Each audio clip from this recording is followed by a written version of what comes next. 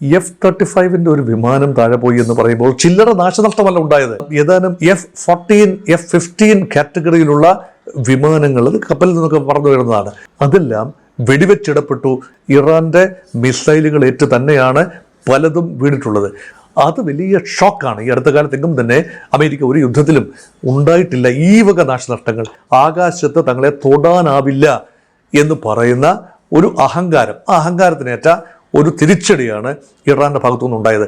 ഇത് ചില്ലറ അലോസരമല്ല ട്രംപിന് ഉണ്ടാക്കുന്നത്. ഇറാനെ നശിപ്പിക്കാൻ യുദ്ധം ചെയ്ത് ഇപ്പോൾ അമേരിക്കയ്ക്ക് എന്ത് സംഭവിച്ചു? അമേരിക്ക സ്വയം സാമ്പത്തികമായി തകർന്ന അവസ്ഥയിലേക്ക് എത്തി എന്നാണ് പുതിയ റിപ്പോർട്ടുകൾ സൂചിപ്പിക്കുന്നത്. 7 ആഴ്ചയോളം നീണ്ടുനിന്ന ഇറാൻ യുദ്ധം അമേരിക്കയുടെ സാമ്പത്തിക ശേഷിയെയും യുദ്ധശേഷിയെയും സാരമായി ബാധിച്ചുവെന്നാണ് റിപ്പോർട്ടുകൾ സൂചിപ്പിക്കുന്നത്. അമേരിക്കയുടെ ആയുധശേഖരത്തിൽ വൻതോതിൽ കുറവ് വന്നതായി റിപ്പോർട്ടുകൾ ചൂണ്ടിക്കാട്ടുന്നു. ചൈനയും റഷ്യയും പോലുള്ള വൻ ശക്തികൾക്കെതിരെ ഭാവിയിൽ യുദ്ധമുണ്ടായാൽ ഉപയോഗിക്കാനായി കരുതിവെച്ച ആയുധങ്ങൾ പോലും അമേരിക്കയ്ക്ക് ഇപ്പോൾ ഉപയോഗിക്കേണ്ടി വന്നുവെന്നാണ് 2 സ്വതന്ത്ര ഏജൻസികൾ നടത്തിയ വിശകലനത്തിൽ വ്യക്തമായത്. ഇത് ഭാവി യുദ്ധങ്ങളിൽ അമേരിക്കയ്ക്ക് വലിയ രീതിയിലുള്ള ക്ഷീണം സംഭവിപ്പിക്കും. നിലവിൽ ഇപ്പോൾ ഇറാനെതിരെ ഒരു പുനരാക്രമണം ഉണ്ടായാൽ പിടിച്ചു നിൽക്കാൻ ഒരുപക്ഷെ സാധിച്ചുവെന്നാൽ പോലും ചൈനയോ റഷ്യയോ പോലെ ഒരു വൻ സൈനിക ശക്തിയോട് എതിരിടാൻ പോയി കഴിഞ്ഞാൽ പിടിച്ചു നിൽക്കാൻ ഒരുപക്ഷെ സാധിക്കാതെ വരും. ആയുധശേഖരം പഴയപടി ശക്തമാക്കണമെങ്കിൽ തന്നെ അതിന് വർഷങ്ങൾ വേണ്ടിവരും. മാത്രമോ അതിനായി കൂടുതൽ സാമ്പത്തികവും ആവശ്യമായി വരും. ഇത് സാമ്പത്തികമായും US-ന് വലിയ ആഘാതം സൃഷ്ടിക്കും. US പോലൊരു ജനാധിപത്യ രാജ്യത്ത് ഇതെല്ലാം വലിയ രീതിയിൽ ജനങ്ങളാൽ ചോദ്യം ചെയ്യപ്പെടുകയും ചെയ്യും.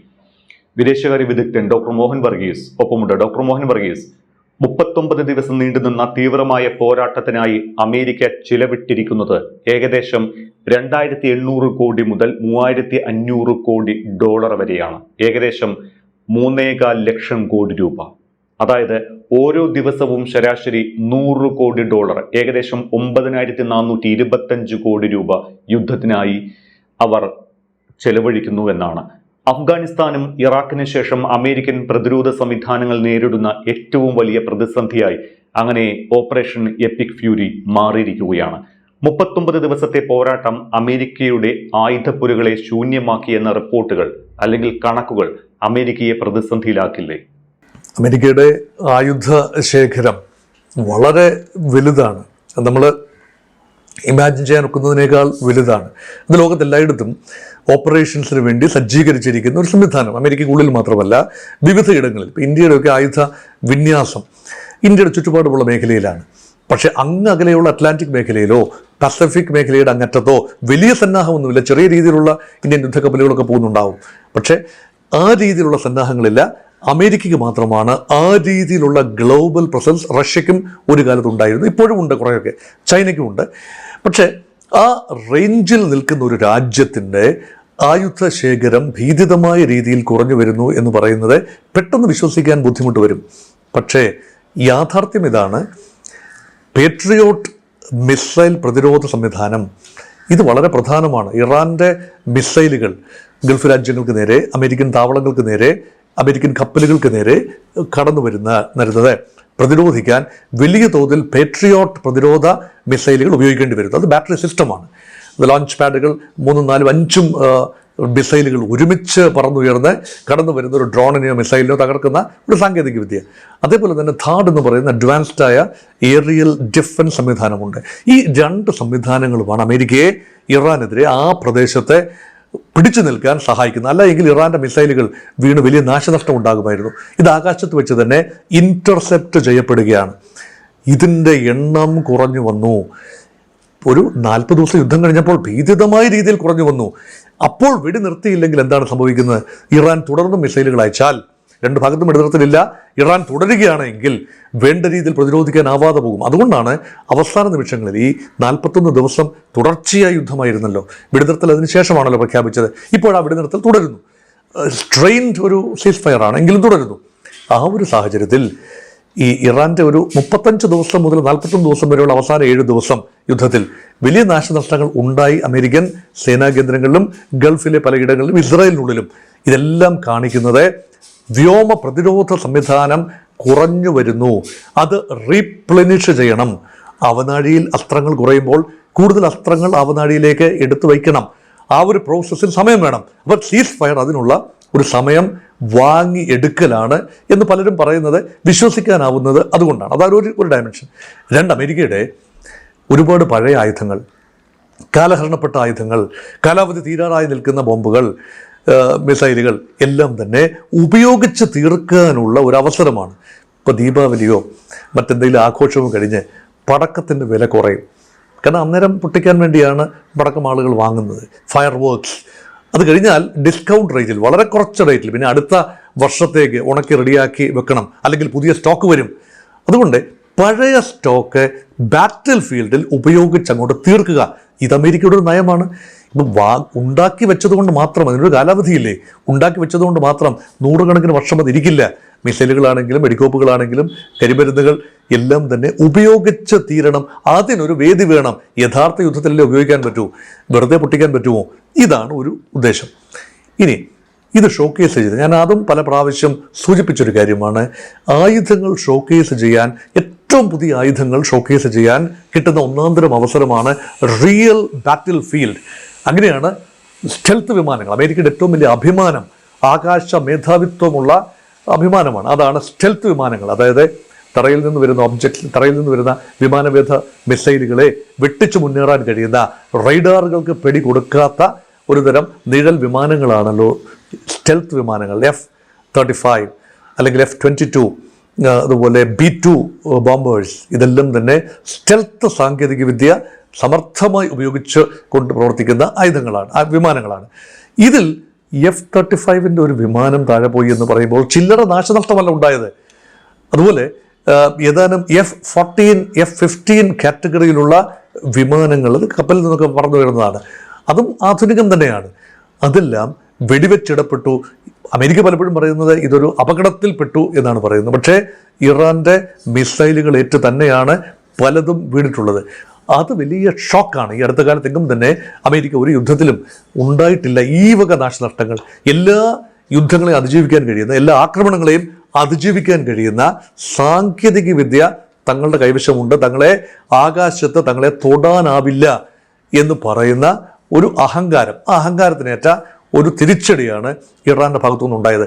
കൂടുതൽ വിമാനങ്ങൾ ഇപ്പോൾ ഡ്രോണുകൾ, ഇറാൻ്റെ ഡ്രോണുകളൊക്കെ അധികം വിലപിടിപ്പുള്ള ഡ്രോണുകളല്ല, പക്ഷേ അമേരിക്ക ഉപയോഗിക്കുന്ന കോടിക്കണക്കിന് ഡോളർ ചെലവുള്ള അത്യന്താധുനിക ഡ്രോൺ സംവിധാനമുണ്ട്, സാമാന്യം വലിപ്പമുള്ള ഡ്രോൺ സംവിധാനമുണ്ട്.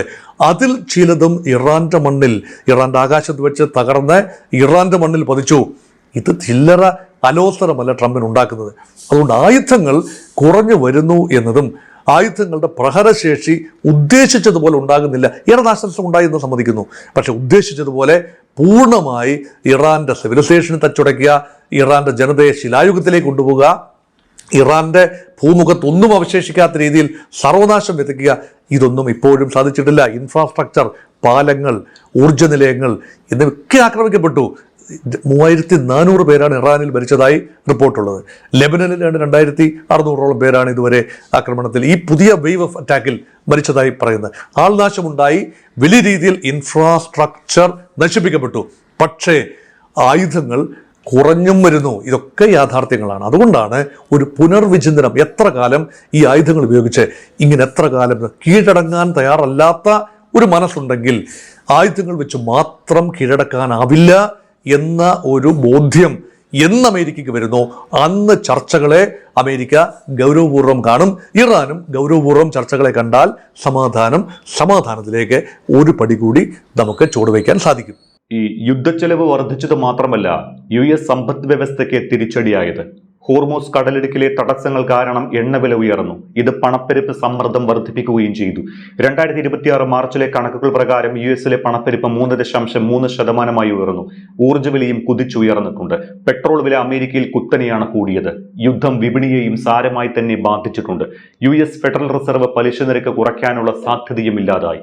ഇത് വിപണിയിൽ വലിയ രീതിയിലുള്ള സമ്മർദ്ദം ഉണ്ടാക്കിയിട്ടുണ്ട്. കഴിഞ്ഞില്ല 10 വർഷത്തെ ട്രഷറി ഈൽഡും ഫെബ്രുവരിയിലെ 3.96 നിന്ന് 4.3% ഉയർന്നു. ചുരുക്കത്തിൽ ഇറാനെ ഞെരുക്കാനും ഇല്ലാതാക്കാനും പോയി അമേരിക്കയാണ് ഞെരുങ്ങിയത് എന്ന് സാരം. യുദ്ധം ഇപ്പോൾ സൈനിക യുദ്ധത്തിൽ നിന്ന് മാറി സാമ്പത്തിക യുദ്ധമായി മാറിയിരിക്കുന്നു. ഇതുണ്ടാക്കുന്ന ആഘാതവും US-നെയായിരിക്കും ബാധിക്കുക. കാരണം ഇറാനെ സംബന്ധിച്ചിടത്തോളം അവരുടെ സമ്പദ്ഘടന ഇപ്പോൾ തന്നെ ഉപരോധത്തിൽപ്പെട്ട് കിടക്കുകയാണ്. മാത്രമല്ല, ജനങ്ങളോട് കണക്ക് പറയാൻ ബാധ്യതയില്ലാത്ത ഭരണകൂടമാണ് ഇറാനിലുള്ളത്. അമേരിക്കയുടെ സ്ഥിതി അതല്ല. ഓരോ ഡോളറിനും അമേരിക്കൻ ഭരണകൂടം ജനങ്ങളോട് കണക്ക് പറയേണ്ടി വരും. കഴിഞ്ഞ വർഷം ഇറാനിൽ നടന്ന ജനകീയ പ്രക്ഷോഭങ്ങളെ ഇറാൻ നേരിട്ട രീതി നമ്മൾ കണ്ടതാണ്. ആയിരങ്ങളെയാണ് അവിടെ ഇറാനിയൻ ഭരണകൂടം കൊന്നൊടുക്കിയത് എന്നാണ് റിപ്പോർട്ടുകൾ സൂചിപ്പിക്കുന്നത്. ഇറാന്റെ സാമ്പത്തിക ഞെരുക്കത്തിനും പണപ്പെരുപ്പത്തിനും വിലക്കയറ്റത്തിനുമെതിരെയായിരുന്നു ആ സമരം. ഇത് തെളിയിക്കുന്നത് എന്താണ്? ഇറാന് ആ ജനങ്ങളോട് കണക്ക് പറയാൻ ബാധ്യതയില്ല എന്ന് തന്നെയാണ്. യുദ്ധം US-ൽ ഇനി ഉണ്ടാക്കാൻ പോകുന്ന ആഘാതം കൂടി പറഞ്ഞു വെക്കണം. ഹോർമൂസ് അടച്ചിട്ടത് ഇന്ധന ചെലവിലും ലോജിസ്റ്റിക് ചെലവിലും വലിയ വർധനവ് വരുത്തിയിട്ടുണ്ട്. ഇത് അമേരിക്കയിൽ വിലക്കയറ്റത്തിന് വഴിവെച്ചിട്ടുമുണ്ട്. യുദ്ധം ഇനി നീണ്ടുപോയാൽ US-ൽ സ്തംഭനാവസ്ഥ ഉണ്ടായിക്കൂടാ എന്നുമില്ല. ഇത് മുൻകൂട്ടി കണ്ടതുകൊണ്ടായിരിക്കാം ഡൊണാൾഡ് ട്രംപ് ഇറാനുമായുള്ള യുദ്ധം ആണവ സംഘർഷമാക്കി മാറ്റാൻ താൻ ആഗ്രഹിക്കുന്നില്ല എന്ന് പറഞ്ഞത്. മാത്രമല്ല, 45% ഉപയോഗിക്കപ്പെട്ട അത്യാധുനിക ആയുധങ്ങളടക്കമുള്ള ആയുധശേഖരം പുനഃസ്ഥാപിക്കുന്നതിന് 5 വർഷം വരെ സമയമെടുത്തേക്കാമെന്നാണ് പറയപ്പെടുന്നത്. ഇതിനിടെ ഏതെങ്കിലും സൈനിക ശക്തികൾ അഥവാ റഷ്യയോ ചൈനയോ പോലെയുള്ളവയുമായി യുദ്ധം ചെയ്യേണ്ടി വന്നാൽ പിടിച്ചു നിൽക്കുക എന്നതും പ്രയാസമാകും. ഏഷ്യ, യൂറോപ്പ് മേഖലകളിലെ സൈനിക ആസ്തികളും പശ്ചിമേഷ്യയിൽ ഉപയോഗിച്ചിട്ടുണ്ട്. ഇത് പുനഃസ്ഥാപിക്കണം. മാത്രമല്ല, ഇറാൻ ആക്രമണത്തിൽ ഏഷ്യൻ യൂറോപ്പ് മേഖലയിലെ കുറഞ്ഞത് 20 US സൈനിക കേന്ദ്രങ്ങൾക്ക് കേടുപാടുകൾ സംഭവിച്ചിട്ടുണ്ട്. അത് അറ്റകുറ്റപ്പണികൾ ചെയ്യാനും ചിലവ് ആവശ്യമാണ്. അതേസമയം ഈ റിപ്പോർട്ടുകളെല്ലാം വൈറ്റ് ഹൗസ് തള്ളിയിട്ടുണ്ട് എന്നതും എടുത്തു പറയേണ്ട കാര്യമാണ്. വാർത്തയുടെ അടിസ്ഥാനം തന്നെ തെറ്റാണ് എന്നാണ് വൈറ്റ് ഹൗസിന്റെ വിശദീകരണം. ലോകത്തിലെ ഏറ്റവും കരുത്തുറ്റ സൈന്യം അമേരിക്കയുടേതാണ് എന്നും മാതൃരാജ്യത്തെ സംരക്ഷിക്കാനും ഏത് സൈനിക നീക്കം നടത്താനും ആവശ്യമായ ആയുധങ്ങൾ തങ്ങളുടെ പക്കൽ ഇപ്പോഴും ഉണ്ട് എന്നാണ് വൈറ്റ് ഹൗസിന്റെ അവകാശവാദം.